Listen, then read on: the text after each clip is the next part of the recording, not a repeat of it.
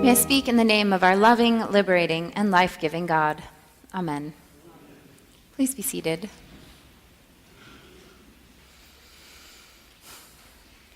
In 1923, German philosopher Martin Buber published his seminal book, I and Thou.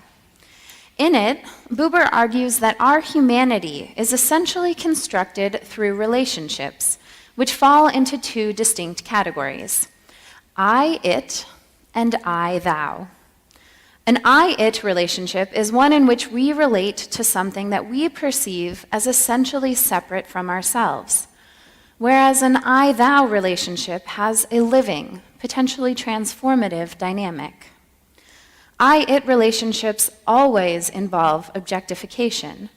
The other is something to be observed, used, consumed, not someone who might change us, challenge us, delight us. Buber's philosophy was greatly informed by his Jewish faith. Ultimately, he believed that all human relationships bring us into relationship with God, not only the eternal thou, but the thou in relationship with whom our I emerges. For many people today, these and thous can sound awfully formal, distant, cold. But the truth is, not so very long ago, English, like the Romance languages, had a more formal and a less formal form for the second person. If you're talking to a stranger or your boss's boss in French, for example, you probably wouldn't address her with tu, but vous. In English, the much more intimate form of you and your used to be thee and thou.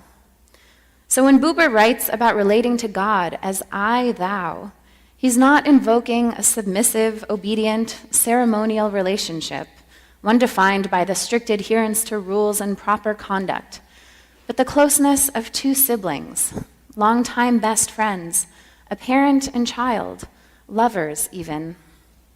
This might make you pause the next time you are in what feels like a much more formal Rite One service filled with all those these and thous. Understanding the structure and history of language can dramatically shift our understanding of what is being communicated. Take this morning's passage from Exodus, the first articulation of the 10 Commandments. Now these can be heard like a list of rules, a dispassionate recollection of God's expectations, God's requirements, what to do and not to do if we are to earn our way into heaven.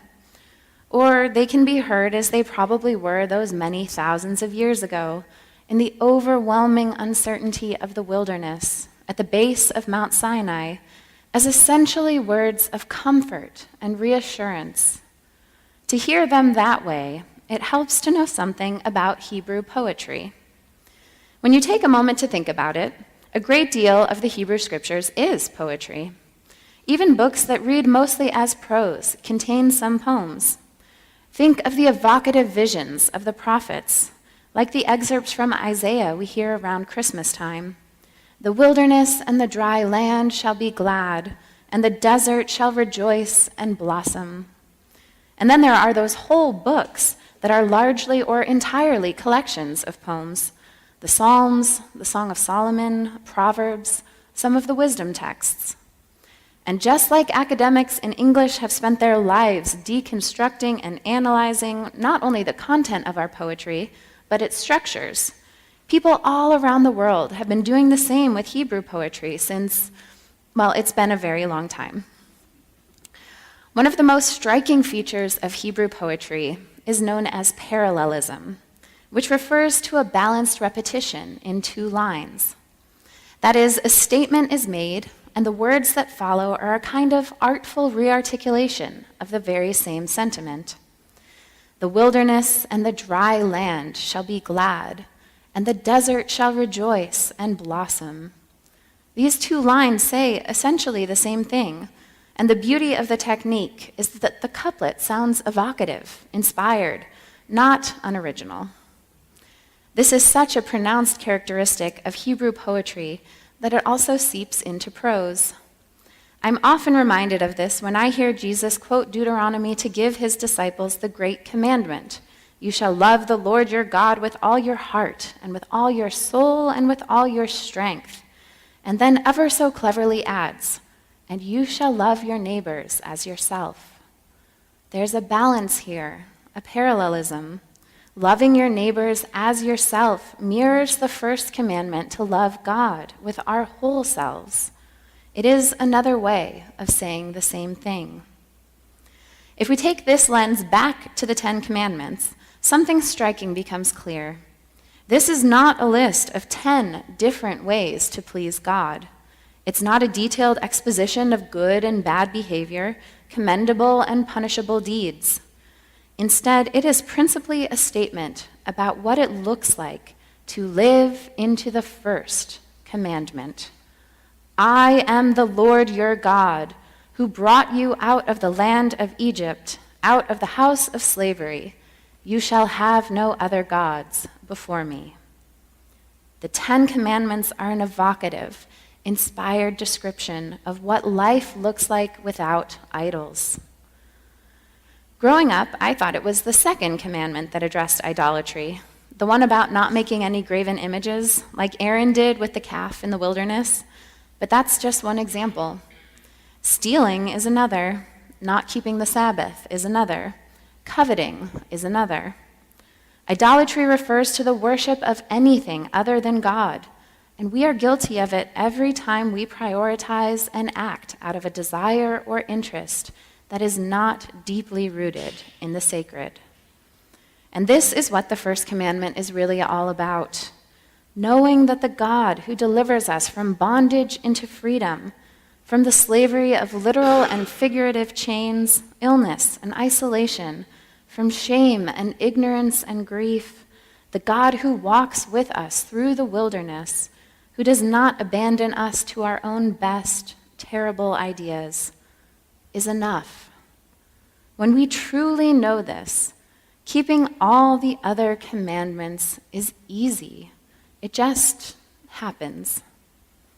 For example, no one steals unless they are quite certain that they do not have enough. Enough money or jewels, sure, but also enough respect from their colleagues as a researcher fudges his data, enough knowledge as a student plagiarizes her final, enough opportunity as a hungry teen pockets a Twinkie in the gas station. No one has trouble giving themselves a full day of rest, a pleasurable, relaxing day, one every 7 days, when they feel they have enough time and enough help. It's only when we actually believe there are not enough hours in the day to get everything done and everyone cared for, when we know that someone else will jump ahead if we let our guard down and don't overperform, that keeping the Sabbath gets tricky. No one covets their neighbor's house or car or clothes or furniture or partner or life if they have enough security and peace and love to know they are imbued with an inherent dignity and grace that only God could give. More often than not, when we can't follow the last 9 commandments, it's really because we failed to take the first to heart. More often than not, we have made an idol of wealth, prestige, power, an idol of busyness and exhaustion, an idol of performance and prowess. Now, if we really want to know deep in our bones that God is enough, to live in a world where walking in God's ways just happens, it helps to know one more thing about Hebrew. If you're like me, you grew up in a church that taught you that the Ten Commandments as though they were principally a matter of personal piety and individual morality. But this is not how they are written. Because when God addressed Israel from the holy mountain, when God spoke with thunder and lightning, God did not say, "You, Moses, and you, Aaron, and you, Miriam, you shall have no gods other than me." Instead, God addressed a plural you. As we would have proudly proclaimed when I was in college in North Carolina, God cried, "Y'all shall have no other gods before me." This may even have been an appropriate occasion for all y'all. The commandments are for us as a people, a collective whole, an assembly of thous, not a collection of lonely its.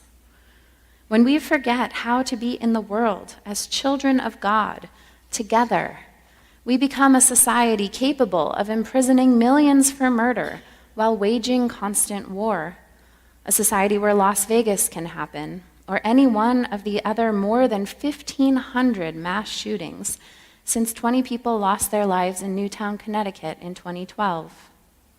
A culture that wags its finger when someone says, "Oh my God," but makes no room for civil discourse or truly constructive dialogue. A people embarrassed by our jealousy and insecurity, while both our advertising and entertainment industries exploit them. And eventually a society when we are no longer surprised by an affair or a broken contract or corporate greed or homelessness or inequality. We might even stop noticing them altogether. In recent weeks, you received a letter from me and another from our stewardship committee, and today we officially kick off our annual campaign to ensure the sustainability of our mission and ministry in this place, along with our campaign for the rectory. I can think of few times in history when the witness of communities of faith was more important, more vital, more necessary than it is today.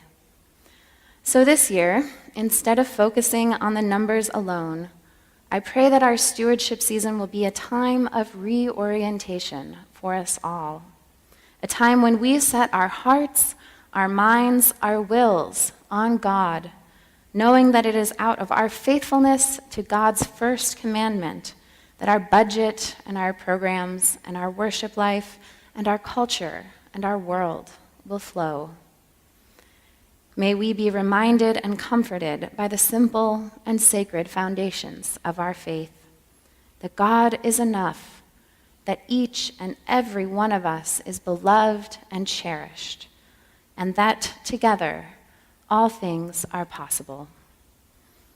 Amen.